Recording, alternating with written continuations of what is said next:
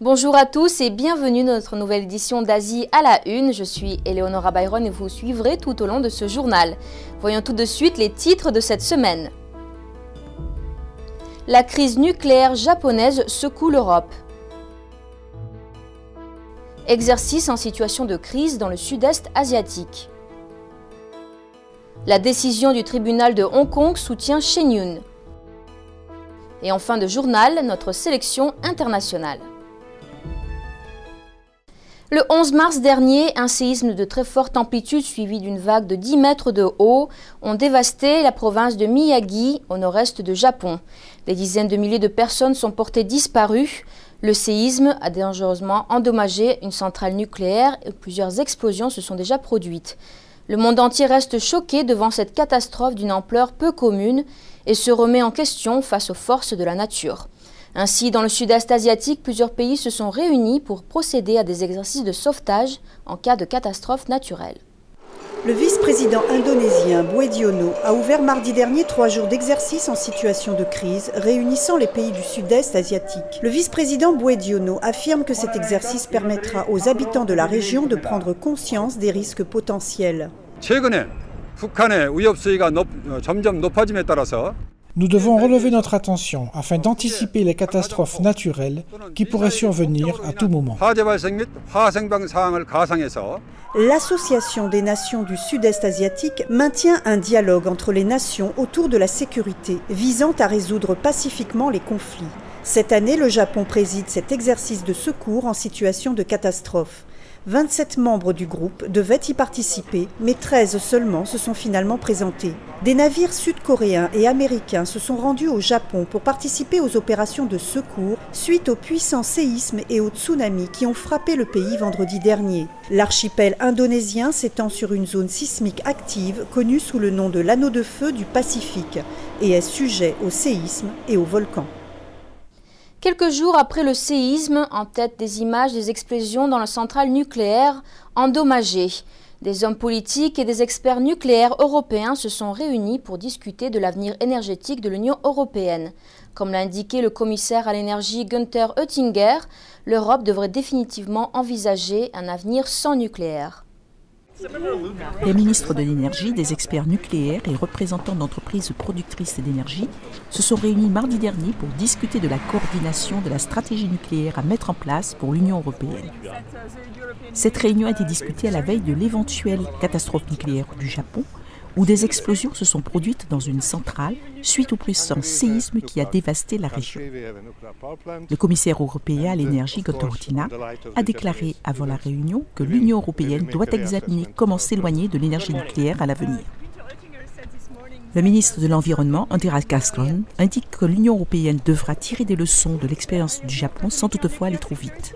Les questions de sécurité ne sont pas un fait nouveau pour la Suède, ni pour l'Europe. Nous devrions plutôt utiliser notre expérience commune, à la fois pour juger et apprendre davantage. La chancelière Angela Merkel a annoncé que l'Allemagne fermerait au moins jusqu'en juin 7 centrales nucléaires qui ont commencé à fonctionner avant 1980. Il ne restera alors que 10 centrales nucléaires qui continueront à produire en respectant un moratoire nucléaire. L'Autriche, qui n'a pas de centrale nucléaire, a appelé lundi à des tests de sécurité pour les centrales de l'Union européenne.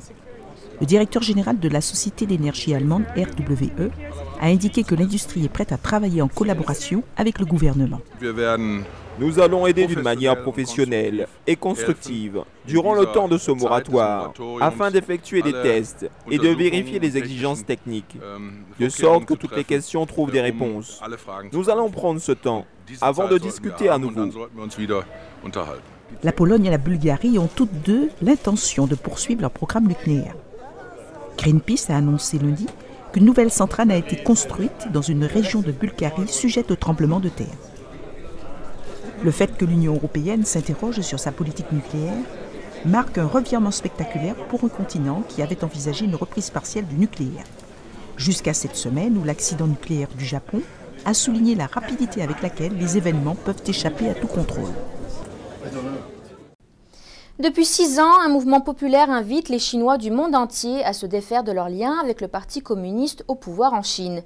Ainsi, selon les organisateurs, à ce jour, plus de 90 millions de personnes auraient renoncé à leur adhésion au parti. Cette étape importante a été célébrée dans le monde jusqu'à Hong Kong, où les habitants bénéficient de plus de liberté politique qu'en Chine continentale, placée sous le joug du Parti communiste. Au cours du week-end dernier, les hauts responsables du Parti communiste chinois ont débattu sur leur pouvoir lors d'une conférence annuelle à Pékin. Cependant, à Hong Kong, jouissant d'un gouvernement indépendant, s'est déroulé un événement très différent. Dimanche dernier, des résidents se sont rassemblés afin de soutenir les 90 millions de personnes ayant renoncé publiquement à leurs liens avec le Parti communiste chinois. Il s'agit d'un mouvement initié il y a 6 ans. En 2004, l'édition chinoise du journal Epoch Times a publié cet éditorial intitulé « 9 commentaires sur le Parti communiste ». Ce document propose une analyse en profondeur du PCC et de ses crimes à l'encontre du peuple chinois. Rapidement, cet éditorial a incité les personnes à démissionner du PCC et de ses organisations affiliées. Ce mouvement est connu sous le nom de Tweedang, ce qui signifie démissionner ou quitter le PCC. Dimanche, des personnalités politiques ont exprimé leur soutien aux participants. 90 millions de personnes démissionnant du Parti communiste représentent une conscience collective. Cela signifie que de nombreux Chinois sont encore des personnes de conscience et souhaitent quitter ce régime immoral. Organisé par le Centre mondial des démissions du PCC basé à New York, le mouvement Tweedang est distinct de la plupart des mouvements politiques. Il appelle simplement les Chinois à mettre des distances avec le PCC dans leur propre intérêt sur une base morale ou spirituelle. Il permet ainsi à ceux qui ne sont actuellement pas membres du PCC d'y participer. Bénéficiant de libertés politiques plus importantes, Hong Kong est devenu un endroit où les touristes venant de Chine continentale peuvent obtenir des informations sur les sujets interdits par le PCC, comme le mouvement Tweedang. Des personnages célèbres ont publiquement renoncé à leur lien avec le PCC, parmi lesquels l'avocat des droits de l'homme Gao Qingcheng et l'ancien médaillé olympique Huang Xiaoming. Et à Hong Kong toujours, la Cour suprême vient de réfuter une décision qui avait empêché une compagnie de danse de pénétrer sur le territoire en janvier dernier. Dans cette affaire, le Parti communiste chinois est soupçonné d'avoir fait pression sur les autorités de Hong Kong dans le but d'interdire le passage de Shenyun Performing Arts, une compagnie artistique basée à New York, présentant dans le monde entier son spectacle sur la culture traditionnelle chinoise. Les spécialistes affirment que la décision prise par le jury mercredi dernier prouve le libre arbitre du système judiciaire de Hong Kong face au régime chinois dans la défense des droits des citoyens. En janvier 2010, le ministère de l'Immigration de Hong Kong avait refusé l'entrée de 6 membres de l'équipe technique d'une compagnie d'art scénique. Mercredi dernier, la Cour suprême de la région a rejeté cette décision dans un jugement historique. Certains spécialistes pensent que ce jugement est une victoire pour les citoyens de Hong Kong ainsi que pour leur autonomie judiciaire. L'affaire implique le directeur de l'immigration de Hong Kong et le groupe médiatique Epoch. En janvier de l'année dernière, la version locale du journal Epoch Times avait invité la compagnie new-yorkaise de Shenyun Performing Arts à Hong Kong. Mais alors que la compagnie se préparait à partir pour Hong Kong, 6 membres de son équipe technique s'étaient vus refuser leur visa, ce qui a forcé le groupe Epoch à annuler les 7 représentations de Shenyun dont les billets avaient été intégralement vendus. Beaucoup de personnes ont pensé que ce refus de délivrer des visas résultait des pressions exercées par le Parti communiste chinois. Le régime est réputé pour avoir essayé d'interférer avec Shenyun lors de sa tournée mondiale annuelle. La compagnie de danse et de musique classique chinoise déclare que sa mission est de faire revivre les arts traditionnels et la culture chinoise, dont certains aspects ont été systématiquement détruits par le régime communiste chinois. NTD est un sponsor de certaines représentations de Shenyun. À l'examen judiciaire de mercredi dernier, le juge Andrew Chun a annulé la décision du directeur de l'immigration en déclarant qu'il avait omis de prendre en compte la valeur des échanges culturels et d'autres considérations importantes. Les spécialistes de Hong Kong ont salué la décision de la Cour suprême. J'estime que cela a une signification importante pour la protection des droits politiques et culturels des habitants de Hong Kong. Et c'est un pas vers son indépendance juridique. Nous savons que cela était une tentative évidente du Parti communiste pour interférer avec Chen Yen, en ordonnant aux autorités de Hong Kong d'empêcher son entrée. Maintenant, avec le pouvoir judiciaire indépendant de Hong Kong, l'interférence s'est révélée fautive et illégale. Après la décision de mercredi dernier, le groupe Epoch déclare qu'il a l'intention à nouveau d'inviter Chen Yun à Hong Kong le plus tôt possible. Suite aux troupes qui ont secoué les pays du Moyen-Orient ces dernières semaines, le régime chinois a redoublé de prudence dans la région du Xinjiang, à l'extrême ouest de la Chine. Plus de 2/3 de la population de cette région sont des Ouïghours musulmans. Ceux-ci expriment de plus en plus vivement leur mécontentement envers le régime communiste qui exerce son pouvoir de façon irrationnelle. Un haut responsable communiste chinois de la région du Xinjiang a exprimé son inquiétude sur le maintien de la stabilité dans cette région de l'extrême ouest de la Chine. Amnesty International a rapporté que la répression contre les Ouïghours se poursuit. Lors d'une réunion politique annuelle, mardi, à Pékin, le gouverneur du Xinjiang a reconnu des difficultés dans la gestion de la région, qui est peuplée en majorité par des Ouïghours de confession musulmane. La situation dans le Xinjiang est dans l'ensemble stable, contrôlable et s'améliore. Toutefois, la base pour maintenir la stabilité reste faible. La situation est grave et la tâche pour maintenir la stabilité est compliquée et lourde.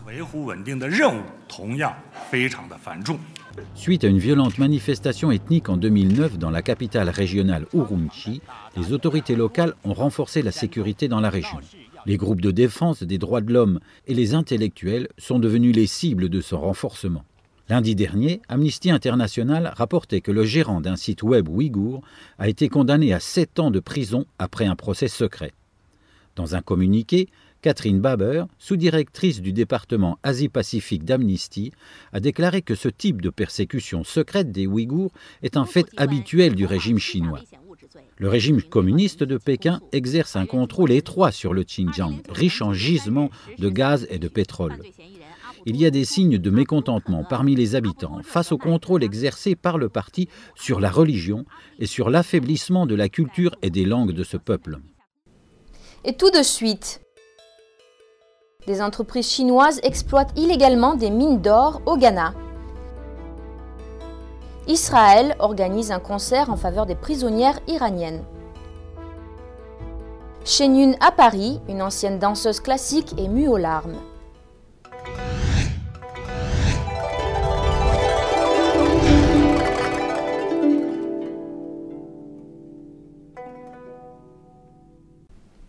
Ces dernières décennies, l'Afrique a engagé de nombreux partenariats commerciaux avec la Chine, son plus grand interlocuteur économique.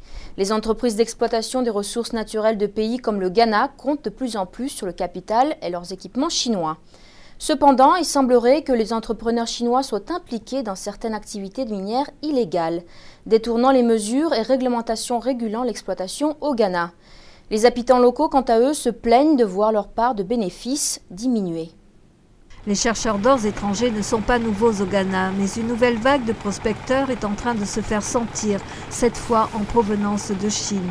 Les lois du Ghana déclarent que les sociétés étrangères ne sont autorisées qu'à travailler sur des grandes exploitations à ciel ouvert. Mais des militants dénoncent le fait que des entrepreneurs chinois contrôlent illégalement et dans l'ombre des opérations à petite échelle, généralement par le biais d'un intermédiaire local. Le Ghana est le deuxième plus grand exportateur d'or en Afrique. Plus de 100 000 Ghanéens œuvrent dans ces petits puits de mines sombres. Ils produisent environ 20% de l'or du pays. Le régime chinois est le partenaire commercial le plus important en Afrique. Le volume global du commerce bilatéral entre l'Afrique et la Chine a atteint plus de 70 milliards d'euros en 2010. Certains accueillent les Chinois parce qu'ils fournissent le capital et les équipements nécessaires. Mais d'autres travailleurs dans les mines ghanéennes accusent les entrepreneurs chinois d'accroître leur part sur les bénéfices locaux. Les Chinois apportent leur propre équipement, ce qui vous rend la tâche plus facile et ils connaissent le boulot aussi.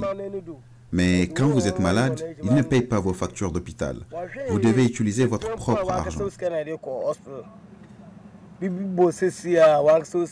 Monsieur Ben explique qu'il travaillait auparavant dans une mine appartenant aux Chinois, où il était payé 80 cédis ghanéens, soit environ 35 € par mois.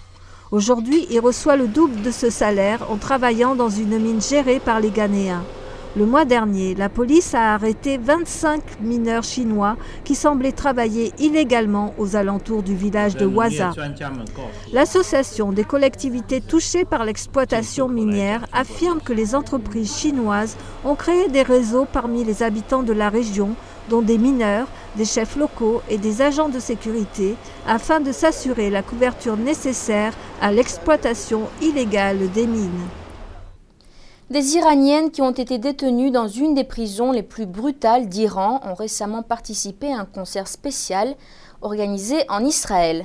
Le but de ce concert était d'éveiller les consciences sur les souffrances des prisonniers en Iran et appeler à la liberté au sein de l'État islamique. Un reportage de nos correspondants à Tel Aviv. À Tel Aviv, Israël, un concert spécial a eu lieu pour éveiller les consciences sur les femmes emprisonnées en Iran. Durant ce concert, des poèmes d'écrivains iraniens ont été chantés, d'autres musiciens ont participé. Efziba Zer Aviv, musicienne israélienne et organisatrice du concert, a joué des musiques iraniennes et occidentales. Marina Nemat, ancienne prisonnière en Iran et écrivain, a touché les cœurs du public en racontant son arrestation par les forces de sécurité iraniennes lors de la révolution islamique. À cette époque, elle n'était seulement âgée que de 16 ans. Ils sont venus me chercher le 15 janvier 1982. J'avais 16 ans et j'étais sur le point de prendre un bain. La sonnette de la porte d'entrée a retenti. J'ai ouvert la porte de la salle de bain et 2 canons de fusil étaient pointés sur mon visage. Marina a raconté la douleur et la souffrance qu'elle a endurée à cette époque, mais a aussi évoqué la façon dont elle a surmonté l'épreuve. Les gardes m'ont jeté dans une voiture et m'ont conduit à la prison d'Evin. Ils m'ont menotté et lorsqu'ils ont vu que mes mains étaient petites, ils ont joint mes 2 poignets dans une seule menotte et lorsqu'ils l'ont fermée, mes os ont craqué. Ces expériences l'ont poussée à raconter sa tragique histoire dans un livre. La musicienne israélienne Efziba Zer Aviv a contacté Marina après avoir lu son livre. Efziba était très touchée et a applaudi le courage de Marina, touchée au point d'organiser ce concert pour éveiller les consciences sur les souffrances des femmes dans la prison d'Evin.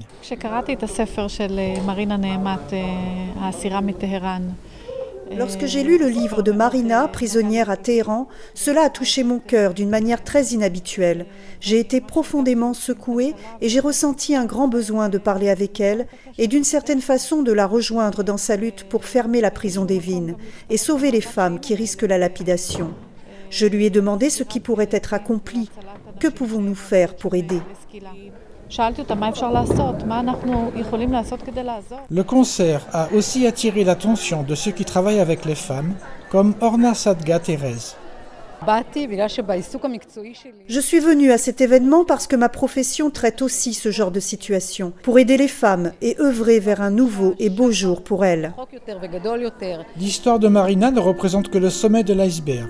Aujourd'hui, de nombreuses Iraniennes souffrent de persécutions religieuses et politiques. Mais une chose est sûre, beaucoup espèrent sincèrement que finalement, la liberté émergera et prévaudra en Iran. NTD News, Tel Aviv, Israël. Et à Tel Aviv toujours, l'histoire suivante nous présente une femme âgée de 70 ans qui depuis 8 ans participe au marché chaque week-end pour sensibiliser la population sur la persécution du Falun Gong par le régime chinois. Voici le reportage de notre correspondant en Israël. Sur un marché de Tel Aviv, en Israël, tous les samedis, vous trouverez Bella Shenin, une dame âgée de 70 ans. Elle n'y est pas pour acheter, mais plutôt pour clarifier les faits sur les violations des droits de l'homme en Chine. Quand j'ai pris conscience qu'une persécution se déroule actuellement en Chine, je ne pouvais pas croire que cela se passe réellement. Elle parle aux gens de la persécution perpétrée par le Parti communiste chinois à l'encontre de ceux qui pratiquent le Falun Gong, aussi connu sous le nom de Falun Dafa. Il s'agit d'une discipline de méditation qui a été présentée au public en Chine en 1992. Un jour, un de mes collègues de travail m'a donné le livre Tzuan Falun. Quand j'ai commencé à le lire, j'ai immédiatement compris que c'était exactement ce que je recherchais depuis toujours. Bella affirme que les bienfaits pour la santé sont miraculeux.